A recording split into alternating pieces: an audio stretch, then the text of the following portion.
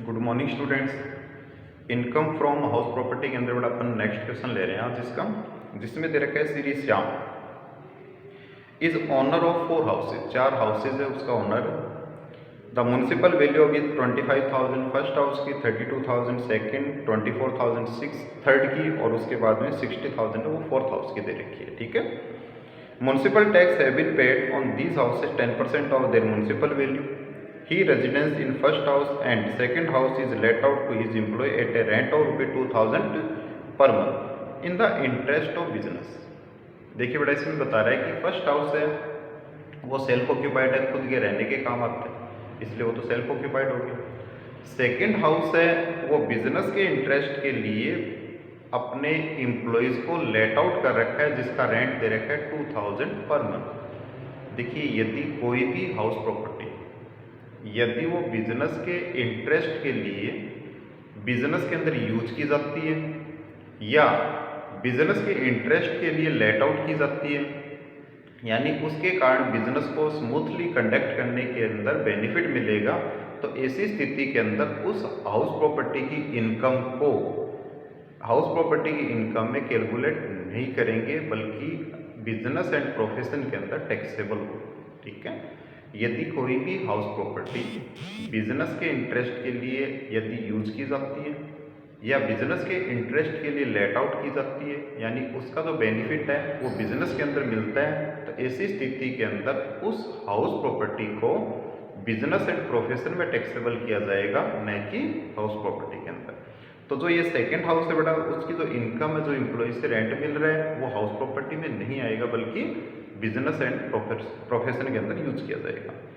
1/3 portion of third house is also used for his residence and remaining portion is used by his parents for their residence. देखिए इसके अंदर बेटा जो third house है उसका कह रहा है कि 1/3 पोर्शन तो वो सेल्फ के यूज में लेता है यानी सेल्फ ऑक्यूपाइड है, और उसका तो 2/3 पोर्शन रिमेनिंग का मतलब 2/3 पोर्शन उसके अंदर उसके पेरेंट्स रहते हैं, तो ये भी हाउस उसका सेल्फ ऑक्यूपाइड हो गया। तो इसके अंदर अपना प्रोविजन में अमेंडमेंट के अकॉर्डिंग 2 हाउस प्रॉपर्टी को एज ए सेल्फ ऑक्यूपाइड माना जा सकता है, तो ये हाउस प्रॉपर्टी भी उसकी सेल्फ ऑक्यूपाइड हाउस प्रॉपर्टी मानी जाएगी। उसके बाद नेक्स्ट इसके अंदर fourth house is let out at a rent of ₹5,500 and he obtain a loan to purchase this house from a non resident Indian living in Japan, interest on loan for previous year ₹10,000, यानी non resident NRI से loan लिए जिसके ऊपर interest की amount बता रहा है 10,000 है, which was paid after deducting tax at source, यानी उसका टैक्स डिडक्शन करने के बाद उसका पेमेंट किया। तो इसके अंदर NRI यानी नॉन रेजिडेंट इंडियन से यदि लोन लिया जाता है उसका प्रोविजन यही है कि उसके ऊपर TDS का डिडक्शन होना चाहिए और उसका जो पर्टिकुलर एजेंट है वो इंडिया के अंदर होना चाहिए। तो इसके अंदर एजेंट के बारे में नहीं दे रखा तो अपन ये मान के चलेंगे इंडिया के अंदर है, बाकी इसके ऊपर TDS का डिडक्शन कटा हुआ है, इसके अंदर TDS काटा रखा है इसके अंदर, तो ये अपना डिडक्शन देंगे। यदि यहाँ पे लिख देता आफ्टर की जगह without deducting tax at source, तो ये डिडक्शन अपन उस स्थिति में नहीं देंगे। कौन सा डिडक्शन? इंटरेस्ट ऑन लोन का डिडक्शन। उसके बाद में लास्ट कह रहे हैं इसके अंदर second and fourth house remain vacant for 2 months, compute करनी है taxable income from house property for the assessment year 2020-21 के लिए अपने को कैलकुलेट करनी है। ठीक है। तो देखिए बेटा इसके अंदर हाउस फर्स्ट है वो तो सेल्फ ऑक्यूपाइड है, हाउस सेकंड है वो अपना बिजनेस के अंदर यूज किया जाता है इसलिए उसकी इनकम को कैलकुलेट नहीं करेंगे। हाउस थर्ड है वो इसके अंदर बता रहा है कि हाउस थर्ड है वो भी सेल्फ ऑक्यूपाइड है, लेकिन हाउस थर्ड के अंदर बता रहा है कि 32,000 पर एनम इसके ऊपर इंटरेस्ट ऑन लोन ले रखा है रिपेयर के लिए, उसका डिडक्शन देना अपने को। और उसके बाद में फोर्थ हाउस है वो अपना लेट आउट है। तो सबसे पहले इसकी हाउस प्रॉपर्टी की इनकम को कैलकुलेट करने के लिए एक फॉर्मेट बनाना है। हाउस सेकंड इसमें बड़ा नहीं आएगा क्योंकि बिजनेस के इंटरेस्ट के लिए एम्प्लॉय को दे रखा है, इसलिए इस हेडविज को टैक्सेबल नहीं करेंगे। तो सबसे पहले इसका एक फॉर्मेट बनाते हैं, उस फॉर्मेट के अकॉर्डिंग चलना अपने को। देखिए बेटा ये पर्टिकुलर फॉर्मेट है, house first self occupied, house third self occupied और हाउस फोर्थ है वो लेट आउट। हाउस सेकंड लिया नहीं इसके अंदर क्योंकि इस हेड की इनकम टैक्सेबल, इस हेड की इनकम वो नहीं है बल्कि बिजनेस एंड प्रोफेशन हेड की इनकम है। तो देखिए इसके अंदर अपना सेल्फ ऑक्यूपाइड हाउस है, बड़ा उसका इतना पता है अपने को, अनअवल वैल्यू नहीं होती, इसलिए इसके से रिलेटेड तो कोई इसको देखना नहीं। अब हाउस फोर्थ है, उसमें ना तो कोई म्यूनसिपल वैल्यू, ना कोई स्टैंडर्ड रेंट है, ना ही कोई फेयर रेंटल वैल्यू। ओनली अपने को इतना बता रखा है कि ग्रॉस अनअवल वैल्यू है उस हाउस प्रॉपर्टी की, वो सॉरी एक तो रेंट है, वो हाउस प्रॉपर्टी की कितना है वो बता रहा है बेटा इसके अंदर 5500 है, ठीक है। और इसके अंदर वैकेंट पीरियड भी बता रहे हैं कि हाउस जो अपना है ना सेकंड और हाउस जो फोर्थ है वो वैकेंट रहा है कितने पीरियड के लिए, 2 मंथ्स के लिए। तो इसके लिए सबसे पहले अपन लिखेंगे इसके अंदर actual rent received 5500 multiply by 4, तो यह आ जाएगा उसका कितना 66,000। इन दोनों में लेस कर दीजिए। अब इसमें से less rent of vacant period,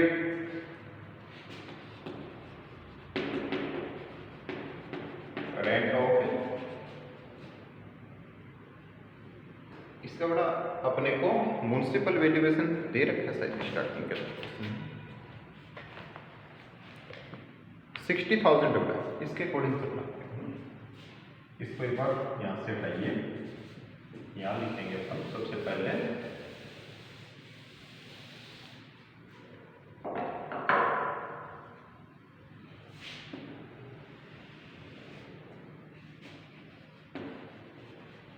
municipal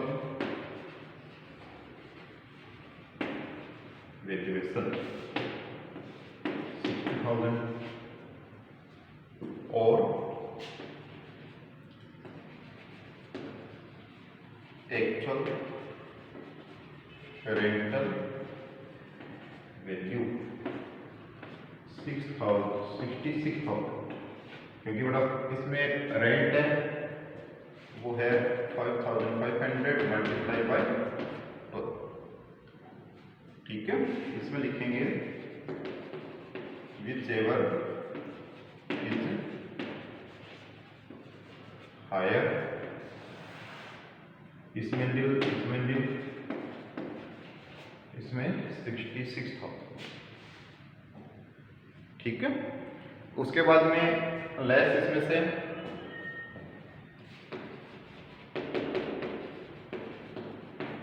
rent of vacant period, rent of vacant period दे रखे इसके अंदर अपना, ये कह रहे हैं कि हाउस जो अपना सेकंड और हाउस जो फोर्थ है वो 2 महीने के लिए वैकेंट रहा, तो 2 महीने के लिए वैकेंट रहा, तो ये हाउस अपना जो फोर्थ बेटा उसकी इनकम अपन कैलकुलेट कर रहे हैं, हाउस थर्ड की अपन सेकंड की कर ही नहीं रहे इसके अंदर, तो इसकी जो वैकेंट पीरियड है वो आ जाएगा अपना 5500 मल्टीप्लाई बाय 2, तो ये हो गया अपना 11,000। इसको इसमें से माइनस कर दीजिए 55,000 और ये क्या कराएगी अपनी ग्रोस अनअवल वैल्यू, ठीक है। इसमें से less municipal tax paid,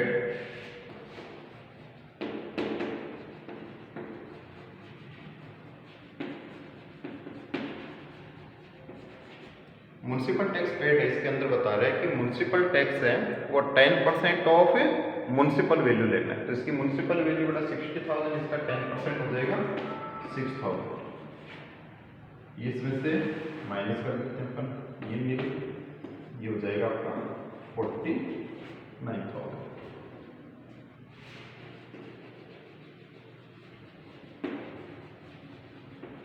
अनअवल value, इस अनअवल वैल्यू में से अपने को 2 डिडक्शन देने हैं। पहला इसके अंदर less deductions under section 24, standard deduction 30% लेना है ऑफ अनअवल वैल्यू, इस दोनों में नहीं लगेगा।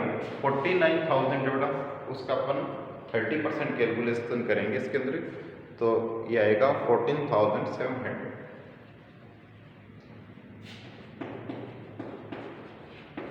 उसके बाद में इंटरेस्ट ऑन लोन दे रखे हैं,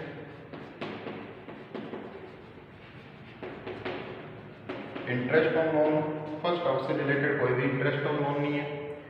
उसके बाद में थर्ड हाउस का देखें तो जो इसका इंटरेस्ट ऑन लोन है वो इंटरेस्ट ऑन लोन बड़ा रिपेयर से रिलेटेड है ना, और सेल्फ ऑक्यूपाइड हाउस है, इसलिए इसका जो डिडक्शन अपने को अमाउंट तो दे रखी है इसके अंदर कितनी 32,000 है। 32,000 का जो लोन है वो किसके लिए, रिपेयर ऑफ दिस हाउस, यानी रिपेयर के लिए। तो third house self occupied house है, रिपेयर के लिए लोन लिए, तो मैक्सिमम डिडक्शन इसका कितना है 30,000। उसके बाद नेक्स्ट बेटा इसके अंदर लास्ट जो हाउस है उसका जो इंटरेस्ट ऑन लोन है वो एनआरआई से लिया गया, और उसका जो डिडक्शन है वो डिडक्शन अपना कितना है इसके अंदर 10,000 का देना है, जिस पर टीडीएस डिडक्ट है, तो 10,000 अपन इसमें से माइनस कर देंगे। उसके बाद में इसकी टैक्सेबल इनकम आ जाएगी, इनकम फ्रॉम हाउस।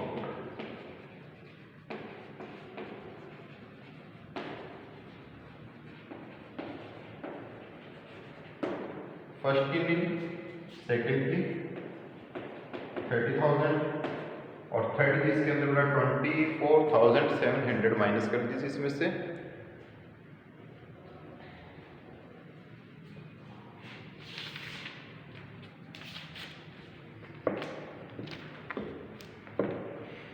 किसमें से 49,000 में से करेंगे तो ये आएगा आपका 24,300।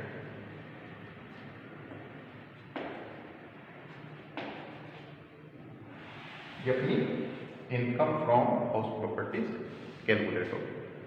अब अपन इसकी टैक्सेबल इनकम कैलकुलेट करने के लिए इसको एक अलग से एनालिसिस करते हैं।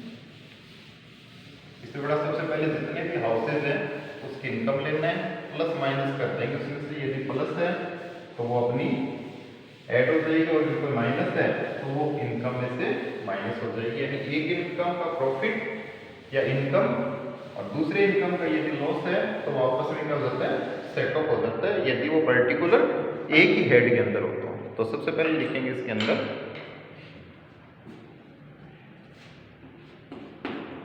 इनकम फ्रॉम हाउस पर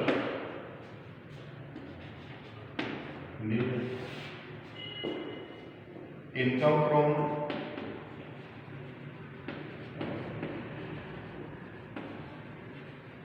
हाउस सेकंड,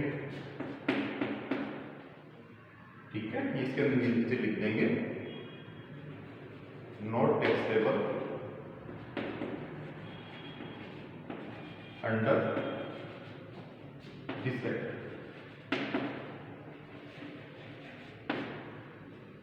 उसके बाद में next income from house third 30,000 negative के अंदर। उसके बाद में इनकम फ्रॉम हाउस फोर्थ, ठीक है। और वो आई थी अपनी इनकम कितनी कैलकुलेट की थी अपने 24,300।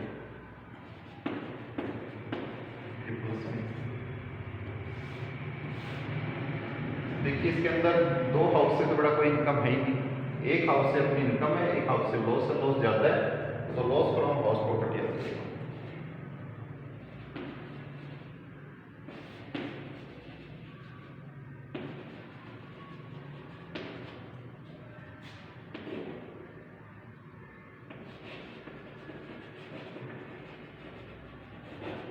तो इसके अंदर लॉस फ्रॉम हाउस प्रॉपर्टी है वो 5,700,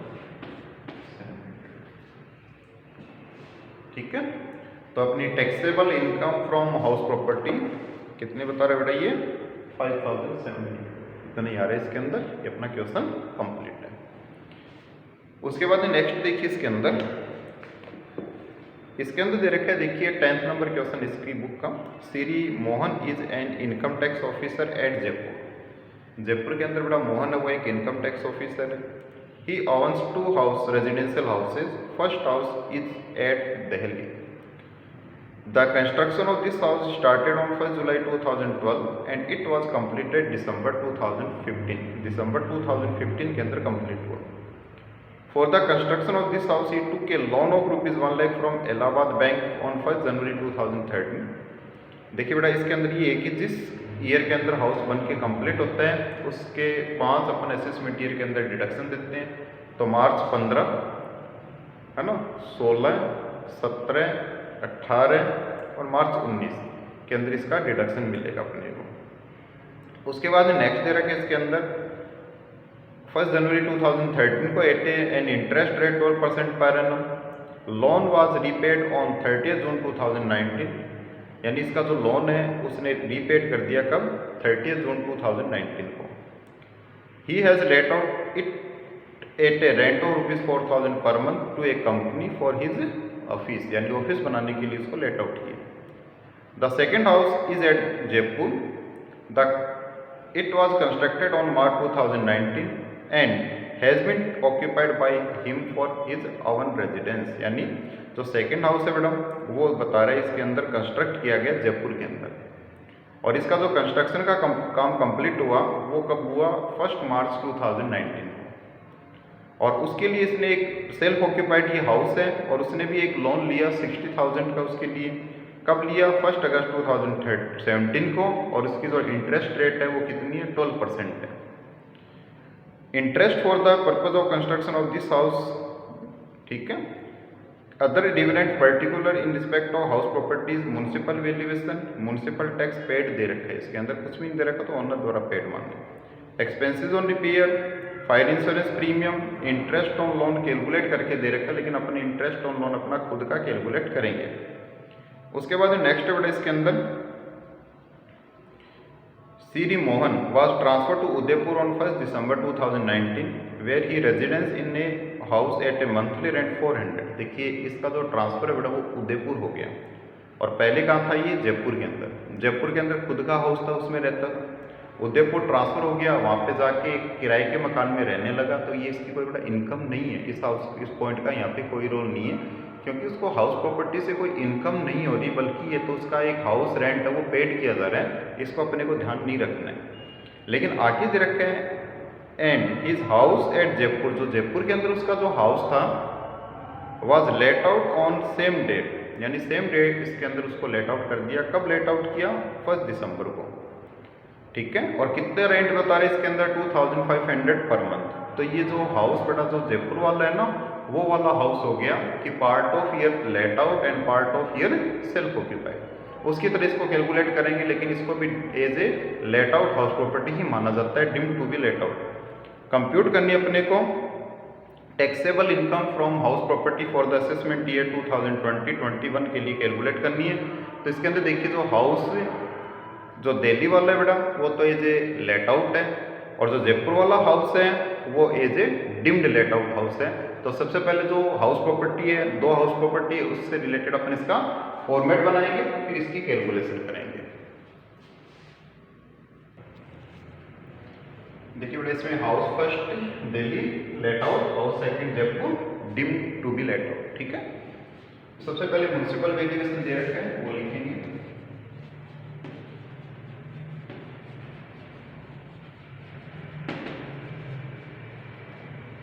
म्युनिसिपल वैल्यूएशन है 24,000 और 18,000 दे रखे हैं. और एक तो रेंटल है.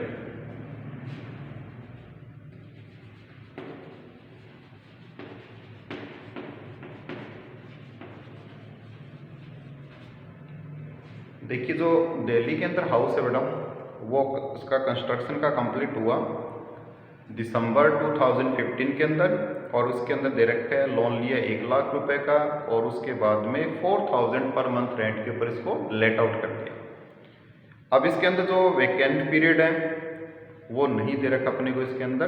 तो इसके अंदर अपन क्या करेंगे, 4,000 है इसको मल्टीप्लाई करेंगे 12 से, तो ये तो हो जाएगा कितना 48,000, ठीक है. अब हाउस सेकंड है देखिए बेटा उसमें पार्ट ऑफ ईयर तो लेट आउट और part of year self occupied. इसके अंदर अपन वो पीरियड कैलकुलेट नहीं करेंगे जिस पीरियड के अंदर वो सेल्फ ऑक्यूपाइड था. ये कह रहा है जो सेकंड हाउस है वो मार्च 19 के अंदर कंप्लीट हुआ और उसने इसके अंदर रेजिडेंस स्टार्ट किया बड़ा 1 जून 2019 से, और अपना जो प्रीवियस ईयर वो स्टार्ट होता है अप्रैल से, है ना, अप्रैल से लेके मार्च 20 तक, यानी अप्रैल 19 से मार्च 20 तक है। तो इसी स्थिति के अंदर देखिए अप्रैल और मई के अंदर मकान है वो खाली रहे, वैकेंट रहे, तो 2 महीने जो वैकेंट पीरियड है ये लेना अपने को, और उसके बाद में दिसंबर, जनवरी, फरवरी, मार्च, 4 महीने को, तो टोटल कितने हो गए, 6 मंथ्स हो गए। तो इसके अंदर अपन इसकी रेंटल वैल्यू लेंगे, तो कैसे कैलकुलेट करेंगे, 2500 मल्टीप्लाई बाई 6, 6 कैसे आए, अप्रैल और मई का बड़ा जो वैकेंट पीरियड है वो प्लस दिसंबर से लेके मार्च तक, तो ये अपना आ रहा है कितना, 15,000। इसमें लिखेंगे next, whichever is higher, इन दोनों में से जो भी हायर है, इसमें से तो 48,000 है और इसमें 18,000, लेस इसमें से रेंट ऑफ वैकेंट पीरियड।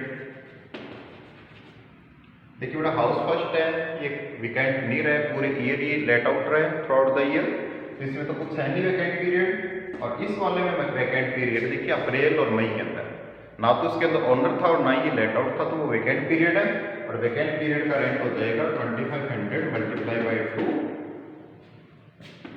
5,000, और ये आ जाएगी ग्रॉस एनुअल वैल्यू।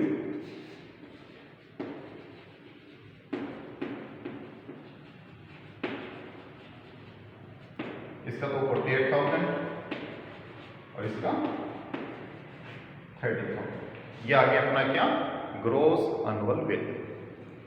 लेस इसमें से municipal tax paid, municipal tax paid है बेटा वो अलग अलग है, पहले का तो 10% है, तो ये इसका तो 2,400 हो जाएगा, और इसका दे रखे है 6.25%, तो इसका निकालते हैं अपन, 18,000 दे रखे हैं, 6.25%, ये आएगा 1125। उसके बाद में इसका लेस करने के बाद में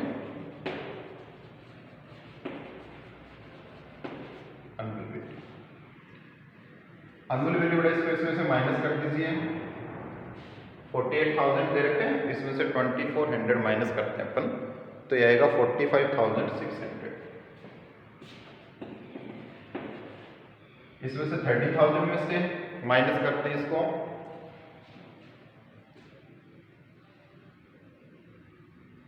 तो ये आएगा आपका 11,875, ठीक है। अब इसमें से लेस डिडक्शंस अंडर सेक्शन 24, इसमें बड़ा पहला तो स्टैंडर्ड डिडक्शन,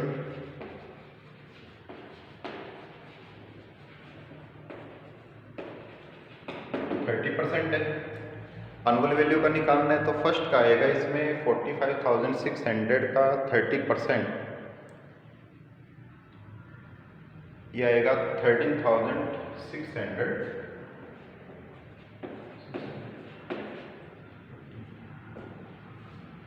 ठीक है। सेकंड बड़ा इसका उसकी निकालते हैं अपन, gross annual value, sorry standard deduction देना, सॉरी बड़ा, तो ये आएगा 3,562, 3,562। उसके बाद में last interest on loan, interest on loan का डिडक्शन देना है, इसकी कैलकुलेशन करने वाला सबसे पहले ध्यान देना है इसके अंदर। सबसे पहले अपन लेते हैं हाउस फर्स्ट का, वर्किंग नोट के अंदर लेते हैं हाउस फर्स्ट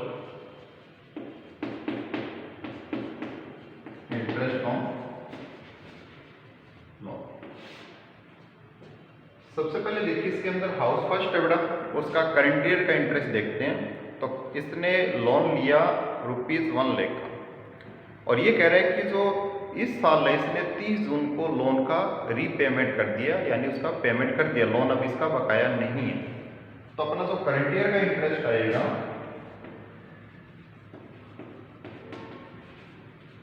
इंटरेस्ट वो कैलकुलेट कैसे करेंगे, लोन लिया 1 लाख रुपए का, इंटरेस्ट रेट बेटा इसके ऊपर वो दे रखी है अपने को 12%, 12% है, और कितने महीने का है, 3 मंथ का, इसकी कैलकुलेशन करेंगे क्या आएगा 30,000।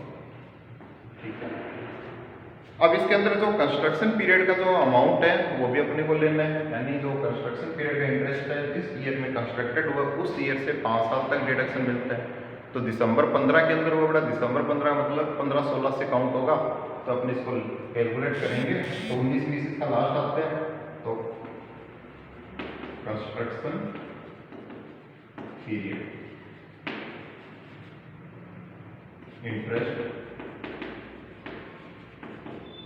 अब इसके लिए देखना है कि सबसे पहले लोन लिया कब था इसने, लोन लिया इसने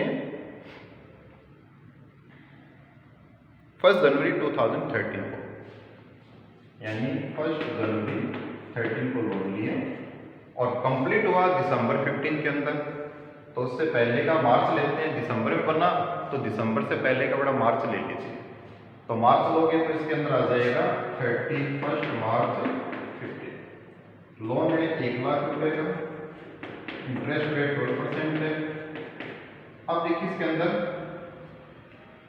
13-14 बड़ा 1 साल 12 महीने, 14-15 2 साल 24 महीने, और 3 महीने ये जनवरी फरवरी मार्च।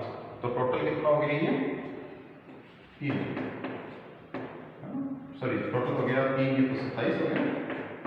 इसको कैलकुलेट करेंगे उसका 1/5 अपन डिडक्शन देंगे, तो 27,000 रुपये, 27,000 का अगर अपन कैलकुलेट करें तो ये कितना आता है 5,400, 8,400 का इसमें डिडक्शन देंगे। तो इसका इंटरेस्ट अमाउंट कितना आया 8,400।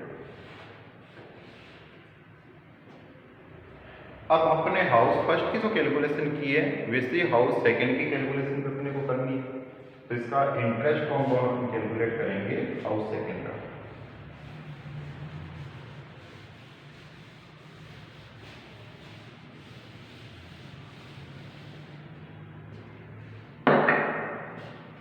हाउस सेकंड सबसे पहले current year interest, current year interest calculation कैसे करोगे बेटा, देखो इसके अंदर लोन लिया इसने कितने का 60,000 रुपये का, जिसके ऊपर 12% है, लोन का रीपेमेंट नहीं हुआ तो पूरी साल का आएगा 60,000 है, इसका 12% 7,200 हो गया। ये तो हो गया अपना करंट ईयर का। अब इसमें कंस्ट्रक्शन पीरियड का भी लेना है, तो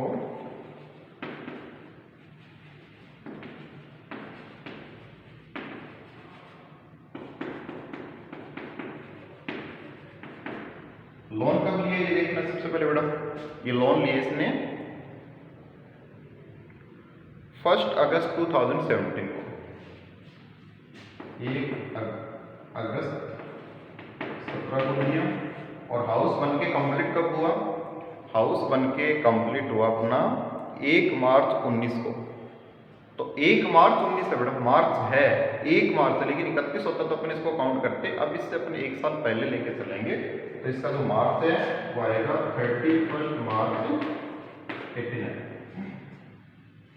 60,000 का लिया लोन, 12% इंटरेस्ट रेट है।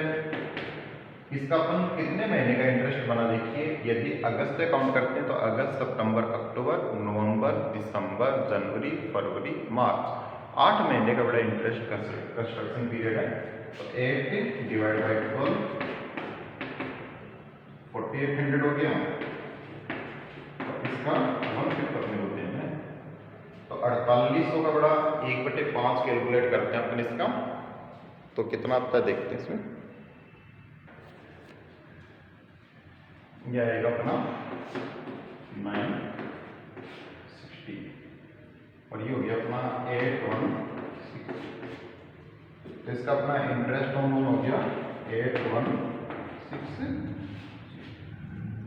उसके बाद में आपकी आ जाएगी इनकम फ्रॉम हाउस प्रॉपर्टी। अब देखिए बेटा, फर्स्ट हाउस के अंदर एनुअल वैल्यू 45,600 है, इसमें से 13,680 का स्टैंडर्ड डिडक्शन, 8,400 का इंटरेस्ट, यदि अपन माइनस करते हैं तो ये आता है 23,520, 23,520।